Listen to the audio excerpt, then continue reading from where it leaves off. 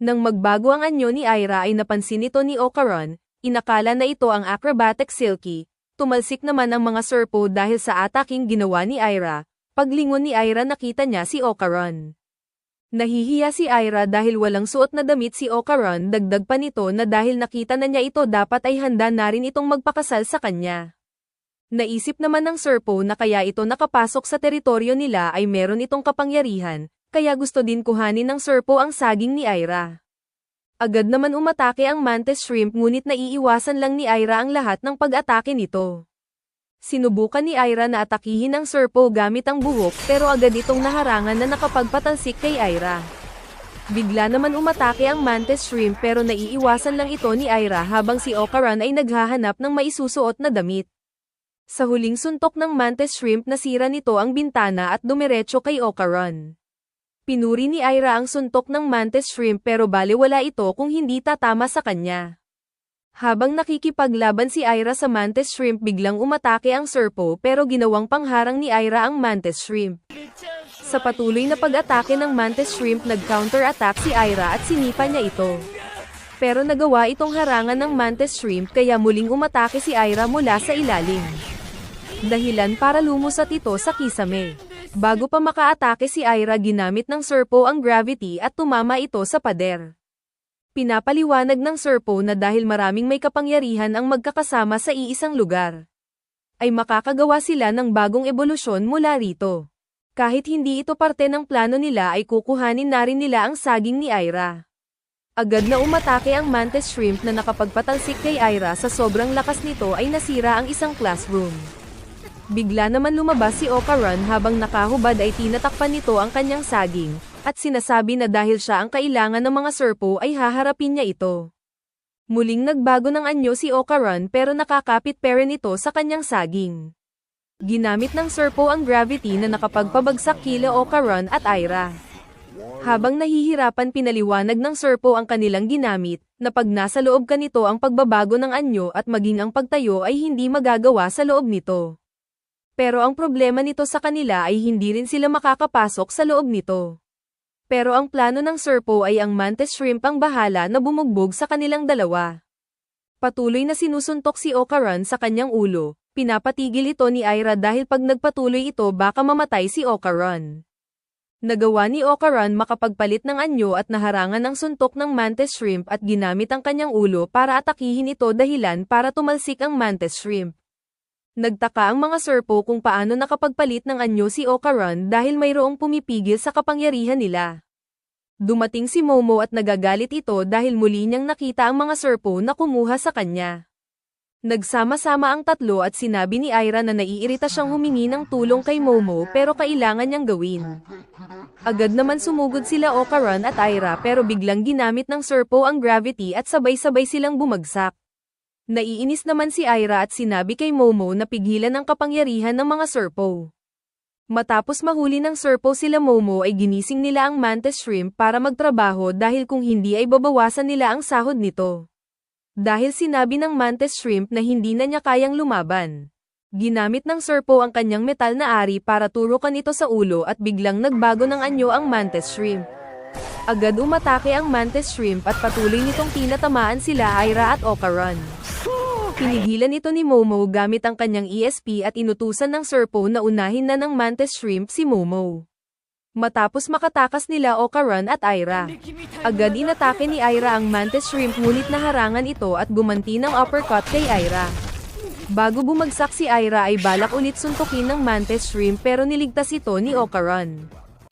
Sinipa ni Aira sa muka ang Mantis Shrimp at patuloy nila itong inaatake na parang sumasayaw. Balak naman bawasan ng Serpo ang sweldo ng Mantis Shrimp dahil sa tamad nito magtrabaho. Bigla naman may lumabas na tubig at tumakip sa kanila. Napansin ni Momo na maging ang pader ay naging tubig din, nang makita ni Momo ang umatake sa kanya. Sinabi nito kila Okaran na tumakas na muna sila, natutuwa naman si Okaran dahil nakita niya si Nessie na isang dinosaur. Sinabi ng Serpo na dahil hindi nito napigilan si Momo ay babawasan nila ang sweldo nito pero bigla nitong inatake ang isang Serpo at nahati sa gitna. Nakita ito nila Okaran at Aira kaya agad sila lumangoy papalayo, tumalsik naman pataas si Aira nang tignan ito nila Momo. Nakita nila ang mantis shrimp sa ilalim ng tubig at mas malakas ang atake nito pag nasa ilalim ng tubig. Nawalan ng hangin ang mantis shrimp kaya tumaas ito para makahinga.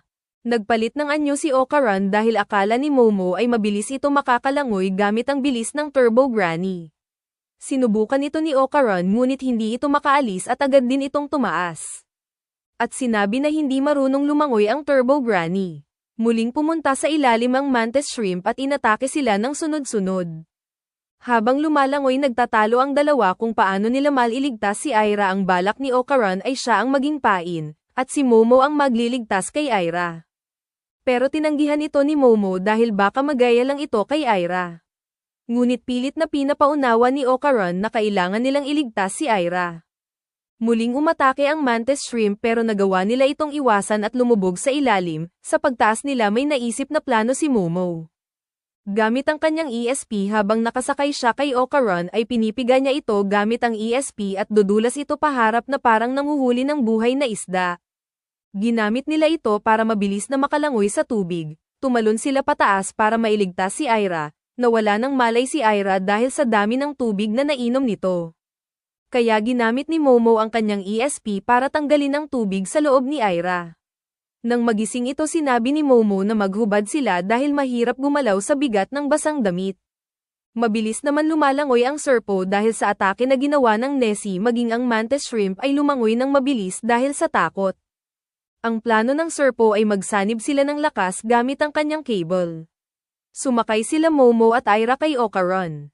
Paglubog sa tubig nakita nila ang pinagsanib na alien at inatake sila nito pero nagawa nila itong maiwasan. Habang nag-iipon ng tubig ang alien balak nila Momo na sirain ang leeg nito para hindi na ito makaatake. Sa pagsugod nila ginamit ni Aira ang kanyang buhok para pigilan ito ngunit naputol lang ito ng alien.